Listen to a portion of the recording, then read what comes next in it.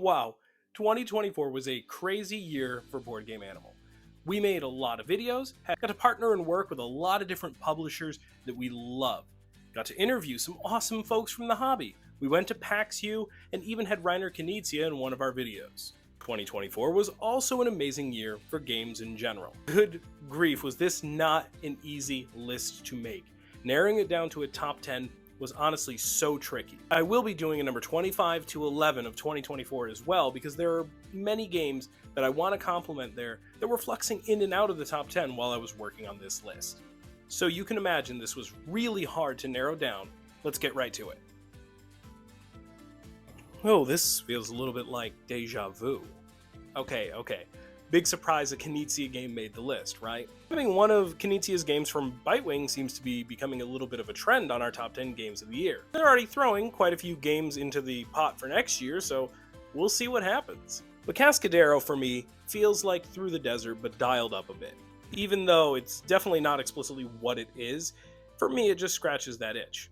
But what that means for me is taking a game that I already love, adding tracks, adding some thinkiness, and a bunch of layers that already take a really ingenious tile placement, route building game, and just taking it to the next level. The production and the visuals on the game are stellar, all the components are fantastic.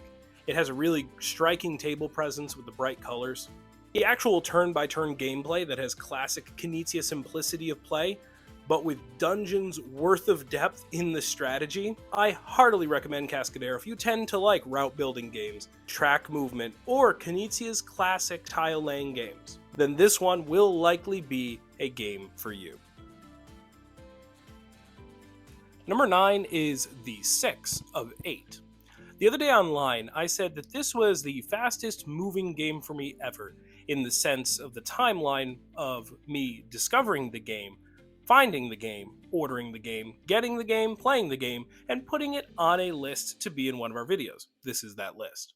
And all of those steps occurred over the span of ultimately a few days. 6 of 8 is a trick-taking game, themed after the wives of Henry VIII. But as bizarre as the theme is, it really works well. And it kind of clicks on a subtle level more than the themes of a lot of trick-taking games. I'm a big fan of the genre in general. And this game for me is doing one of the best jobs at the balancing act, feeling really classic, almost feeling like a traditional card game, while including some genuinely clever little tweaks like the constantly changing trump suit, a few atypical cards, the trick veto mechanism, all while still being super approachable. Not with some crazy rules overhead that sometimes comes with trick-taking games nowadays. I like a tricky trick-taking game, pun intended. I like some complexity and thinkiness and clever little twists, but I've played trick-taking games that add complexity for the sake of adding complexity. At least it feels that way. That's not always what I'm there for. Also a bore to teach. But 6 of 8, as I said, feels just really clean, easy to learn, easy to teach, while still offering some creative little twists on the form. This is the kind of trick-taking game I'm looking for. If I had more time with it in 2024, I'm sure it would be even higher on this list. But talk about a lovely surprise sliding right in at the end of the year. The 6 of 8. I'm not going to win any originality awards here by calling this my little Blood Rage. It's on its own. If you've never played Blood Rage, it's phenomenal. But honestly, it does feel like a situation of taking Eric Lang's classic and kind of making it approachable for families or kids. Instead of Vikings and mythology on a massive map, you have little prehistoric characters and critters in a delightful little approachable area control game. The game is honestly tremendous for kids, as a gateway game, or as just a quick weeknight or filler game. Kids adore this, and even in our first play of it, my son was enthralled by the design and the different plug-and-play dinosaurs that you could add in and out of the game. He was immediately thinking of what other prehistoric creatures you could add and what abilities they would have in future expansions. And even being billed as a family or kids game, Wrath of Fire Mountain has a lot of depth to it. The area control, the variety of asymmetric draftable dinosaurs and prehistoric creatures, there's so much to love in a game that is a wonderful little production with an incredibly easy to learn Yahtzee dice system. It's just so fun. I shouldn't have been surprised when I saw that it was from Eric Lang and Phil Walker Harding, two of my favorite designers. And this has been a standout for us since the first time we played it this year, and I know it'll continue to be a hit with us. No matter who you are, your game group, I think giving Wrath of Fire Mountain a chance is a great idea. Recently declared Arcs as my favorite leader game. It's truly excellent. It's the kind of game that begs to be played. There is so much brilliance in this design, from the trick-taking action selection mechanism to the different declared ambitions, richness and interplay around the table. Arcs is just a masterpiece. It's a masterclass in game design that deserves all the hype that it's been getting. And it's one of those games that I think I could recommend to a huge variety in types of gamers. Trick-taking fans, 4X fans, area control fans, high interaction with combat fans, dice rolling fans, or just fans of Leader's other games, to be honest. If you'd like more details on Arcs, check out the full review that we just did very recently. We go into a lot of detail there, but spoiler alert, it's a wonderful game. At this point, I would like to pause and make something abundantly clear. The following 6 games all moved up and down over the weeks and months I've been planning this video. I heavily considered at one point or another putting any one of these in the number 1 spot. That's how good these 6 games are. Instead, 2024 has been a great year for gaming. This was a really difficult list to narrow down. Some of these games have grown in score since the last time I've talked about them. So let's get to it. Number 6 is Kelp. I've only had Kelp since PAX Unplugged. And yeah, it made it to number 6. Why I put it here? Because honestly, given time, it may be number 1. It's an absolutely incredible asymmetric 2-player design where one person is playing as a shark trying to eat an octopus and the other player is playing as the octopus trying to get a meal in itself, but also just trying to survive. The level of asymmetry that we're talking about here is astounding. The 2 players at the table are playing 2 different games. And yet somehow the game is not too tricky to teach on either end. One of the 2 sides is not more fun or easier to play than the other. They're both really interesting and really engaging to play. And there are a lot of varying strategies to explore which will make you want to keep replaying the game. It's really fun to play around and then switch who's playing as what and go again. If you like strong, quality 2-player games, asymmetric games, hidden movement games, or deduction games, hand management, or dice pool management games, or any combination of the above, then you really need to check out Kelp. And if nothing else, if you like ocean themes, I've rarely seen a game look better than this one. I'm going to go ahead and call this one a modern classic. I cannot wait to see how Kelp grows for me in the future. Ezra Nehemiah is a game that I knew going in would have a big impact on me. It's no secret that I'm a huge fan of the Garfield games, and that's why you'll see even more Garfield games when I do the 25 through 11 of this year. Ezra Nehemiah really does feel like a greatest hits for Garfield games and their mechanisms, and that's why it easily has become one of my favorites of theirs altogether. If you like medium to heavy Euro games, you really need to check this one out. It has a lot of really interesting concepts wrapped together, including how you do your actions and the regularly changing strength thereof. Over the course of the year, I've played it at the various player accounts, all the way from solo up through all the multiplayer, and I think it really excels at all of them. Even the solo mode is not too much admin. It flows very naturally once you know the rules of the game. Per standard Garfield games, there's a lot of different strategies you can pursue while playing, a lot of different lanes to choose, and that kind of encourages to play again, try something different. There are a lot of intriguing intertwined options. I'm going to say blanketly, if you've found yourself to like any of the Garfield games in the past, do not wait to give Ezra Nehemiah a try. It is absolutely excellent and a standout for the year.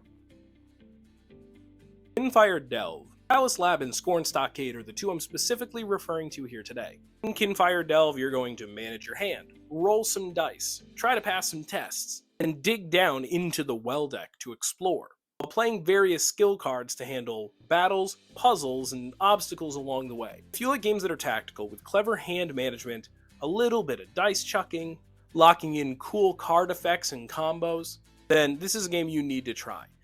Kyra Delva is cooperative, but you can also play it solo, which is my preferred way of playing it. Each of the games is also a little bit interchangeable with the rest, as you can swap out the characters you're playing as in the different dungeons you're delving into. The variety in the characters that you can swap in and out, and the fact that while you're delving into the well deck, you're not going to encounter a lot of the cards in each playthrough, leads to high replayability for this game in general. Earlier this year, I gave Kyra Delva 9.5 with room to grow, and grow it has indeed. That's why it's gotten to this point on the list. I've still yet to be able to give Kinfire Chronicle or the third Delve a try, but I really want to. I'm sure I'll love them, and I hope to cover them at some point in the near future on the channel. So far, I am loving the mechanisms and contents of this world.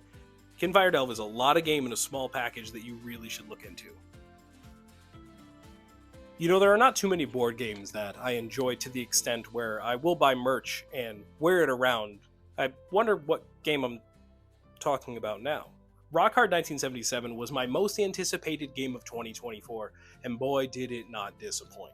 My only disappointment is in myself because our review is not up yet, and there is a reason for that. It's been mostly recorded for a while, and I do hope to get it out in January. I unfortunately just was not able to complete some musical elements that I was trying to add into the video due to things that were going on at the time, and I was trying to hold out for that, but one way or another I'm going to be getting the video out. But spoiler alert for the review, Rock Hard is a 10 out of 10. It is remarkable. Rock Hard is easily the most thematic board game I have played in ages. You feel like you're playing the part of a budding rock star going on the journey of a lifetime, building your prowess and your fame and career as the best rock star. It's easily my favorite worker placement game of the year, and one of the highest ever for me now. The components in this game are just absolutely ridiculous. They're honestly next level, and this game would win best components of the year for me, hands down. Saying Devere knocks it out of the park is just a ridiculous understatement because it's basically the standard for them at this point. Devere has grown to be one of my favorite publishers, not just because of the quality of production, but the quality of the games themselves that they choose. I could go on and on about the stuff in this box that's fantastic. From the details and the quality of the money, to the player boards, to the richness and replayability due to the different jobs you can have, or your managers, or the events that change each round. The game really immerses you, while also presenting these really critical, tense decisions that make the entire experience really investing. And you're always interested on what everyone is doing around the table, and it's so much fun coming up with these narratives for what your musicians are doing on their journey. The only reason I can really think why someone wouldn't enjoy Rock Hard is if you're just really not into the theme. And I gotta say, that's just really boring of you. Music is awesome. I don't often talk too much about the relationship with the designer to the game itself, but I have to say, you can really see the love and passion and knowledge of the source material that came from Jackie Fox to put this game out, and I absolutely love it. Hard 1977, not only one of the best games of 2024, but it is currently now one of my favorite games of all time. Folks, I'm conflicted. This was the hardest one for me not to put at the top, but it was also the hardest for me to include so high because it felt just a little bit like a cheat. No, it absolutely astounds me when you have a great, groundbreaking game, Seven Wonders, that inspires another great, groundbreaking game, Seven Wonders Duel, that inspires another great, groundbreaking game.